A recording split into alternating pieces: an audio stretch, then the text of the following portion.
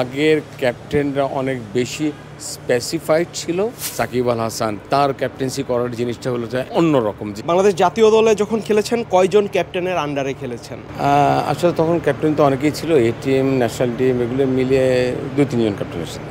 যদি বলি যে বেস্ট ক্যাপ্টেন কে ছিল তখনকার সময়, একটা নাম যদি নিতে বলি, তখন আসলে খালেদ মাহমুদ সুজন ছিল, খালেদ মাসুদ পাইলট ছিল, হাবিল বাসাদ ছিল, বুল্লু ভাই, আকরাম ভাই, এরা সবাই তখন কিন্তু সেই আমলের অনেক ভালো ক্যাপ্টেন এবং অনেক কন্ট্রিবিউশন করে গিয়েছে। সো স্পেসিফিক কাউকে কিন্তু আলাদা করে বলাটা আসলে যে বলবে তারও অন্যায়, এবং যেই সিচুয়েশনগুলো তখন হয়েছে, মানে যেসব কন্ট্রিবিউশন তাদের ছিল, আসলে সবাইকে আমার মনে হয় যে দ্য বেস্ট ক্যাপ্টেন তখন। ইভেন নান্নু ভাইয়ের কথা ভুলে গেছি, নান্নু ভাইও ক্যাপ্টেন ছিল স্যার। বাংলাদেশের প্রথম টেস্ট ক্যাপ্টেন নাইমুর রহমান দুর্জয়, ওনাদের সাথে কি খেলা হয়েছে?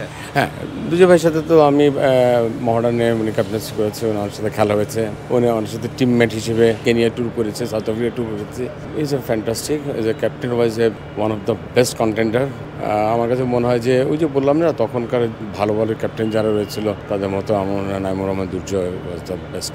যমুনা ইলেকট্রনিক্স ঈদে ডাবল খুশি অফার সিজন 3, যে কোনো পণ্য কিনলেই পাচ্ছেন নিশ্চিত ঈদ উপহার। আপনাদের জেনারেশনের পরে আমরা ক্যাপ্টেন হিসেবে পেয়েছি মুশফিকুর রহিম, মাশরাফি বিন মুর্তজা, সাকিব আল হাসান, তামিম ইকবাল। কাকে মনে হয় আসলে এদের মধ্যে থেকে বেস্ট ক্যাপ্টেন আপনার দেখা কে? কম্পেয়ার করতে চান যে আগের ক্যাপ্টেনের সাথে এখনকার ক্যাপ্টেনের, তাহলে আমার কাছে মনে হয় যে আগের ক্যাপ্টেনরা অনেক বেশি স্পেসিফাইড ছিল, অনেক বেশি নলেজেবল ছিল, অনেক দিন ধরে ক্যাপ্টেন্সি করার অভিজ্ঞতা ছিল, এবং তাদের যে ক্যাপ্টেন্সি যে ম্যাটেরিয়ালসগুলো তাদের অনেক বেশি ছিল। এটা আমি বলতে পারি। হ্যাঁ, এখন যারা ক্যাপ্টেন ছিল তারা অনেক বেশি ক্যালিভার, অনেক বেশি পারফর্মার, অনেক বেশি স্কিলফুল, ইন্ডিভিজুয়ালি আগের প্লেয়ারদের চেয়ে অনেক বেশি ভালো প্লেয়ার। বাট ক্যাপ্টেনের যে ম্যাটেরিয়ালগুলো থাকে, সেই ম্যাটেরিয়ালগুলো আমি মনে করি যেসব নামগুলো আমরা আগে বললাম তাদের অনেক বেশি ছিল। মানে দিস মাই আসলে পার্সোনাল ওপিনিয়ন। বর্তমান সময়ে যে নামগুলো বললাম, এখান থেকে যদি একটা নাম চুজ করতে বলি, সেটা কে হবে?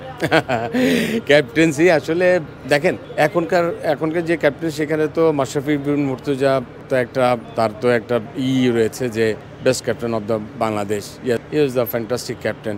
তামিম ইকবাল, আমি মনে করি যে তার লিডিং পাওয়ার এবং ম্যানেজমেন্ট যে দক্ষতা অনেক ভালো। সাকিব আল হাসান, তার ক্যাপ্টেন্সি করার জিনিসটা হলো যে অন্যরকম, যে টিমের প্রতি খুব একটা বেশি নজর দিবে না, পারফরমেন্স এনহ্যান্স করার জন্য প্লেয়ারদের আসলে অনেক বেশি মোটিভেট করে। মুশফিক অল ওভার পুরা মাঠটাই কিন্তু সে পরিচালনা করে, সো রেসপন্সিবিলিটি অনেক বেশি মুশফিকের।